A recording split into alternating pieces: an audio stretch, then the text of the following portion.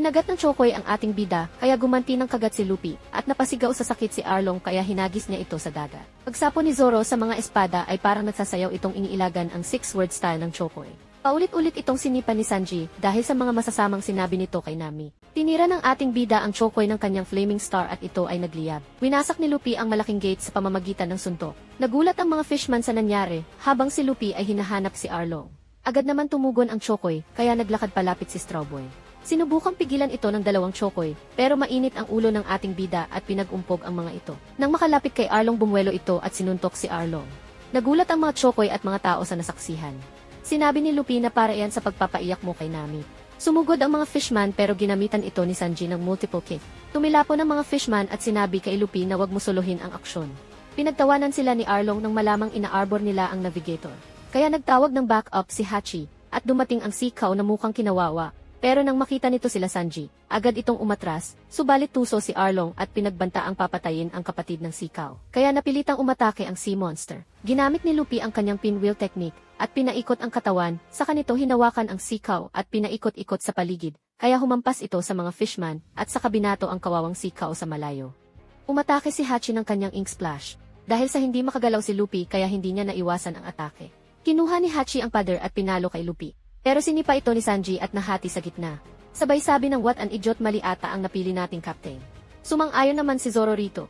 Habang tinutulungan ni Usopp si Luffy ay umakmang atake si Hachi. Pinigilan ito ni Zoro. Pero binaling ng pugita ang kanyang galit sa swordsman dahil pinatay nito ang kanyang kalahi. Aksidenteng nabitawan ni Usopp si Luffy at tumalsik ito sa isang Chokoy. Nagalit ang fishman at hinabol si Usopp. Tumakbo naman ang duwag na si Usopp at nang makalayo inatake niya ito ng kanyang Flame Star. Nag-init ang ulo ng Chokoy at dali-daling hinabol si Usopp. Tumayo si Arlong at lumakad papalapit kay Luffy. Sinuntok ito ni Luffy pero walang hirap nitong inilagan ang suntok. Sa kanito hinawakan ang kamay ni Luffy at hinukay ang sinento. Inangat nito ang ating bida kaya sinuntok siya ni Luffy. Kinagat ng Chokoy ang ating bida kaya gumanti ng kagat si Luffy at napasigaw sa sakit si Arlong kaya hinagis niya ito sa dagat. Talo na si Sanji sa dagat nang pinigilan siya ni Zoro dahil malaki ang advantage ng mga fishman sa underwater fight. Sumugod na sila Zoro at Sanji dahil naghahabol sila sa oras. Habang si Luffy ay pinipigilan ang kanyang hininga, umatake ng ink splash si Hachi at mabilis naman itong nailagan ni Zoro. Sabay gumanti ng counter-attack ang ating bida.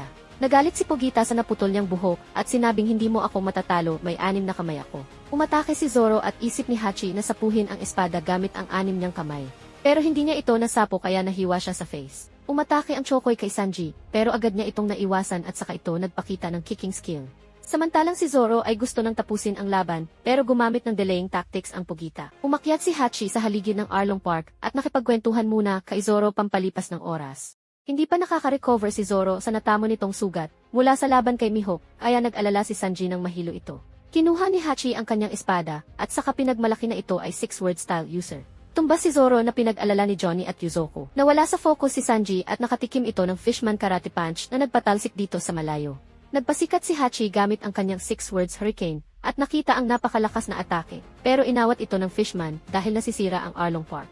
Bumangon si Zoro at sinabing meron akong taong kailangan makaharap kaya hanggang makita ko siya ulit, kahit ang kamatayan ay hindi ako kayang taginin. Patuloy sa paghahabulan ang Fishman at si Usopp, inakala ni Ilong Ranger na naiwan na niya ng milya-milya ang Chokoy, pero hindi niya inaasahan na lilitaw ito sa kanyang likuran, kaya muling kumaripas ng takbo si Usopp. Nagyosi muna si Sanji at sinabing mas malakas pa ang sipa ng matandang upluban pero hindi ako namatay. Bumangon si Sanji at naglakad pabalik na parang walang nangyari. Serious mode na si Zoro at sinuot na ang kanyang bandana, tapos hiniram ang espada ni Johnny at Yuzoku, saka sinabi na papakitaan kita ng 3-sword style. Dali-daling binato ng dalawa ang kanilang espada. Pumorma na si Hachi at sumugod na kay Zoro. Pagsapo ni Zoro sa mga espada ay parang nagsasayaw itong iniilagan ang 6-word style ng Chokoy. Pinakawala ni Zoro ang kanyang Strumming Wolf's words. Nasugatan si Hachi ng ilang beses sa atake. Nagalit naman ang Pugita na akala mo ay walang tinamong sugat. Kaya sumugod ito gamit ang kanyang Octopus Pop Stance, kaya bumukas ang depensa ni Zoro, sa kanya sinundan ng body slam na nagpalipad kay Zoro sa ere. Tapos nilabas ang kanyang Streaming Wolf's words habang pabagsak si Zoro. Pero sinabayan din siya ng atake ng ating bida, kaya nagkasugat-sugat ang kamay ng Pugita na kina-high blood nito. Kahit hirap na si Zoro sa nararamdaman hindi pa rin ito sumuko. Sumugod ulit si Hachi at sumabay sa pag-atake si Zoro ng kanyang Dragon Twister. Naging sashimi Pugita habang nahulog sa ere, kasabay ng mga espada nitong nabasag. Paghihiganti sana ng Chokoy si Hachi. Pero dumating si Sanji at kanya itong sinipa. Tatalon sa dagat si Zoro pero pinigilan ito ni Sanji dahil bubuka ang mga sugat nito. Kaya si Sanji na lang ang tumalon sa dagat at nakita ni Sanji na ligtas na ang kalagayan ni Luffy dahil hinila ang ulo nito sa taas para makahinga. Naisip ni Sanji na sipain ang simento para mawasak. Biglang dumating ang fishman at inatake si Sanji. Nakita ng fishman si Genzo sa kanyang ginagawa at balak itong patayin. Hinila ni Sanji ang buhok ng fishman kaya natigilan ito sa kanyang plano. Gamit ang buhok hinila ng Chokoy ang kusinero, at habang papalapit sinipa ni Sanji ang fishman, pero nailagan ito dahil mahina ang sipa ng ating bida sa ilalim ng dagat. Nagumpisa ng umatake ng fishman karate ang Chokoy, at hirap ang ating bida na depensahan ang kanyang sarili, kaya ito ay nagulpi. Hindi tumigil sa paulit-ulit na pag-atake ang Chokoy sa ating bida, hanggang ito ay tumalsik sa malayo. Sinubukang umahon ni Sanji sa dagat para makakuha ng hangin, pero hinarangan ito ng fishman.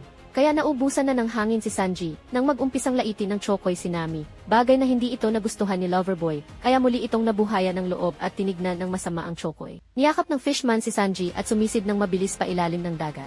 Parang napitpit ang katawan ni Sanji dahil sa mabilis ang pagbigat ng pressure. Nagtaka ang fishman kung bakit hindi mamatay-matay si Sanji at parang sinasabi pa nito na maghintay ka lang Chokoy.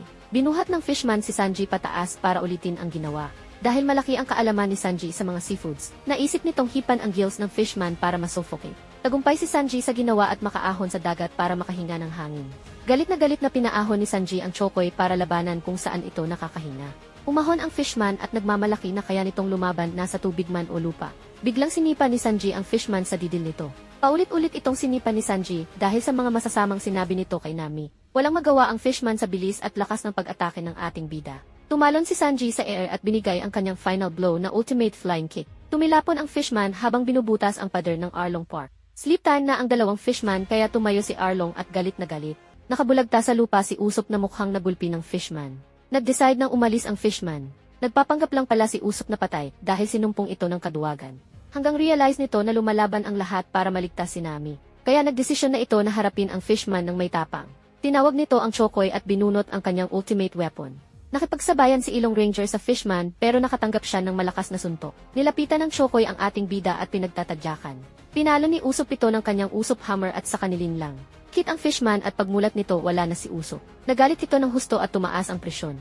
Binato ito ni Ilong Ranger ng isang bote ng alkohol at tinirador ang bote para mabasag. Sa galit ng Chokoy ay sinipsip nito ang tubig sa taniman, pagkatapos ay ginamit niya ang squirt cannon na kumalbo sa kakahuyan. Sumunod na ginamit nito ay squirt machine gun. Nilapitan ng fishman si Usopp at balak batuhin ng malaking kahoy. Tinira ng ating bida ang Chokoy ng kanyang flaming star at ito ay nagliyab. Tumakbo sa tubig ang fishman pero hindi ito basta-basta hinayaan ni Ilong Ranger. Pinalo niya ito ng kanyang Usopp Hammer na nagpatilapon rito. Paulit-ulit niyang hinampas ito hanggang sa magkabukol-bukol.